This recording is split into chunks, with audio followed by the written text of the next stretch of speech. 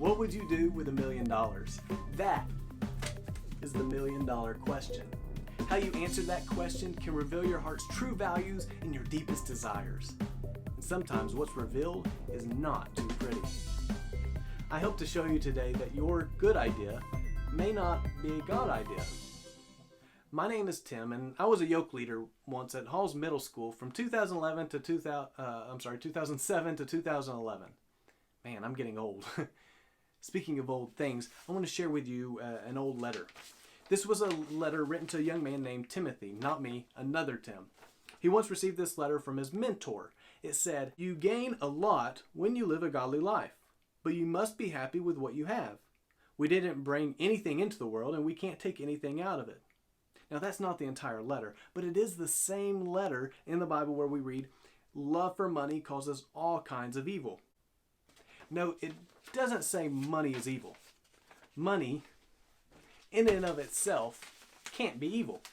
It's just sitting there. It's the love of money that is so dangerous. One of Jesus' 12 disciples, or closest students, put it this way: "No one can serve two masters at the same time. He will hate one of them and love the other, or he will be faithful to one and dislike the other. You can't serve God and money at the same time." You may think this advice doesn't apply to you because you don't have a lot of money. You're in middle school, right? You may get some cash on your birthday, make an allowance for doing chores. You may even have a summer job, but you're not rich, right? Well, the truth is, you don't have to have money to love money. Those that don't have it want it, and those that have it want more of it. When is enough enough? Now, don't misunderstand me. There's nothing wrong with pursuing big dreams and goals. There's nothing wrong with being successful and making a lot of money. The question is not how much money you put in your trust. The question is how much trust you put in your money. Let's read that letter to Timothy again.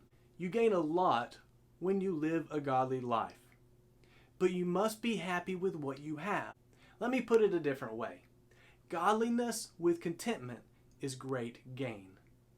Note, there's two parts working together here: godliness and contentment. Let's talk about contentment. It is easy to get caught up in this trap of wanting the latest and greatest tech gadgets or the bigger and better widgets. The heart behind this constant pursuit is trying to find satisfaction in material things that will eventually break or become obsolete.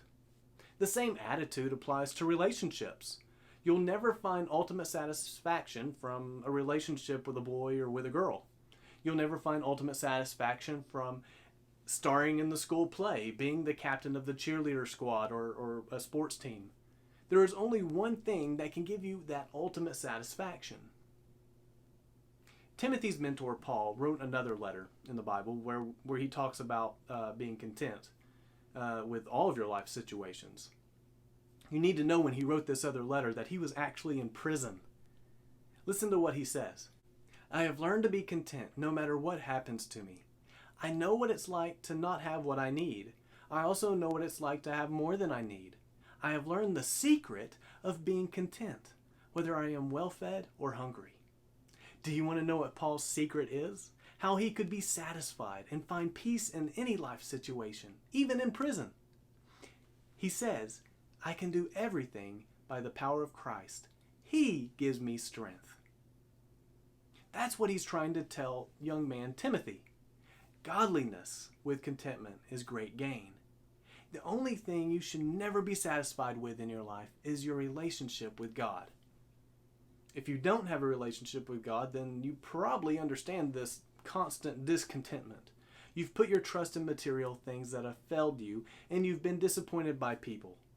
I want you to know that Jesus, God in the flesh, will never fail you or let you down. You can begin a relationship with Him today by apologizing for your selfish and disobedient ways and making Jesus the leader of your life. Once you have a relationship with Him, then continue to pursue that relationship and find rest in His promise to provide for your every need. Something amazing happens when you spend time with God and get to know Him better. He begins to rub off on you. It's like best friends finishing each other's sentences. God will transform your heart. Your heart will begin to look more like Jesus' heart, and his desires will become your desires. Godliness with contentment is great gain. If you aren't happy with your life right now, make sure you are pursuing God, because when you put him first in your life, he gives you the desires of your heart. May it be said of you, you are a young man or young woman after God's own heart. Amen.